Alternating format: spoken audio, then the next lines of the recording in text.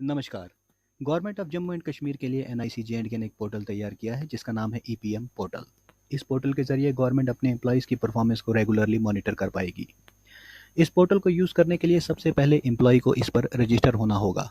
Registration process के लिए employ का CPIS आईडी अनिवार्य है। सबसे पहले एम्प्लॉय को न्यू यूज़र पे क्लिक करना है, अपना CPIS आईडी यहाँ भरना है और गेट डिटेल्स बटन को क्लिक करना है। अगर उसका CPIS आईडी वैलिड है तो यहाँ पर उसकी डिटेल्स फ्लैश होंगी। उसे नया पासवर्ड क्रिएट करने का ऑप्शन दिया जाएगा। वह वहाँ अपना पासवर्ड भरेगा और अपडेट करेगा। इस तरीके से उसका लॉगिन क्रिएट हो जाएगा। लॉगिन क्रिएट होने के बाद एम्प्लॉय इस पोर्टल पर लॉगिन हो सकता है। उसे यूज़र नेम की जगह अपना CPIS आईडी डालना है। पासवर्ड की जगह जो पासवर्ड उसने क्रिएट किया वो डालना है और कैप्चा भरना है।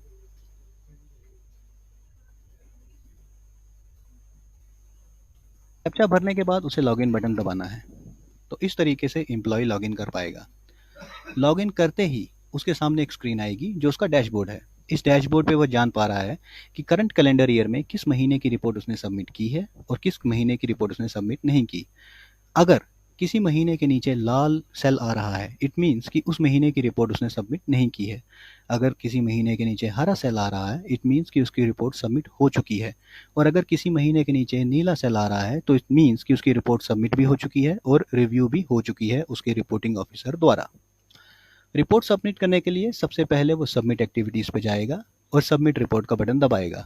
यहाँ पे वो अपना महीना सिलेक्ट करेगा जिस महीने के लिए उसने रिपोर्ट सबमिट करनी है। इन क्वेश्चंस के आंसर भरेगा और सबमिट बटन दबाएगा। यह प्रोसेस करते ही यह रिपोर्ट उसके रिपोर्टिंग ऑफिसर को सबमिट हो जाएगी। इसके साथ ही अगर एम्प्लॉय एक रिपोर्टिंग ऑफिसर है तो उसे रिव्यू सबऑर्डिनेट्स टैब व्यू होगा। रिव्यू सबऑर्डिनेट टैब में वह व्यू सबमिटेड रिपोर्ट्स पे जाएगा और यह देख पाएगा कि उसके कौन कौन से एम्प्लॉय ने रिपोर्ट सबमिट की है।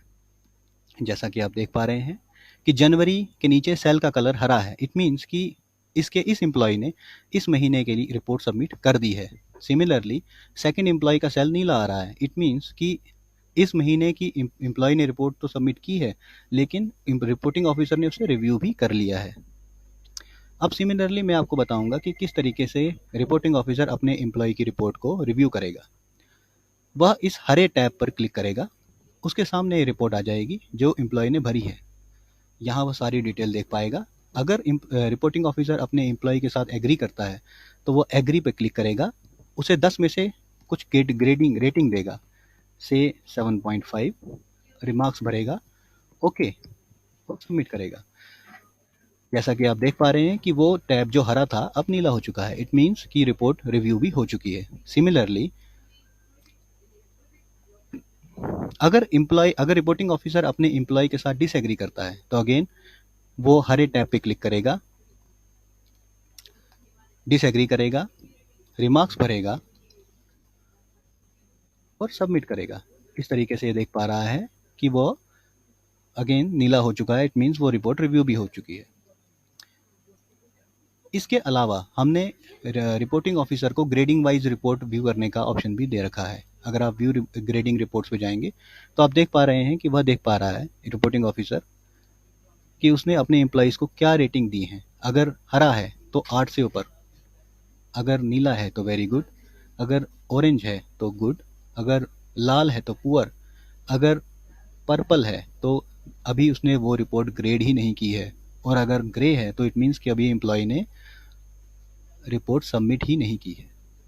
इस तरीके से रिपोर्टिंग ऑफिसर अपने एम्प्लॉयज़ को ग्रेड कर पाएंगे और एम्प्लॉयज़ अपनी रिपोर्ट सबमिट कर पाएंगे। Thank you.